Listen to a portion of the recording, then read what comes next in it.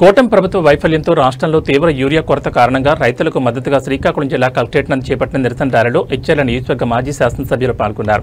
నియోజకవర్గ YCP incharge గొర్లె కిరణ్ కుమార్ ను రణస్థలం పోలీసులు అడ్డుకున్నారు. పోలీసుల నిర్బంధాన్ని నిరసిస్తూ గొర్లె కిరణ్ కుమార్ జాతీయ రహదారిపై బైఠాయించారు. అనంతరం ఆయన మాట్లాడుతూ కూటమి ప్రభుత్వం పాలనలో పూర్తిగా వైఫల్యం చెందిందని, నాటు జరిగిన వెంటనే వరి పంటకు యూరియా అత్యవసరమని తెలిసినా కూడా ముందు చూపు లేకుండా వ్యవహరించిందని, అరకొరగా దొరుకుతున్న యూరియాను రైతు భరోసా కేంద్రాలకు కాకుండా టీడీపీ నాయకుల ఇళ్లకు లారీలతో పంపించి సామాన్య రైతులకు అన్యాయం చేస్తున్నారని ఆయన మండిపడ్డారు.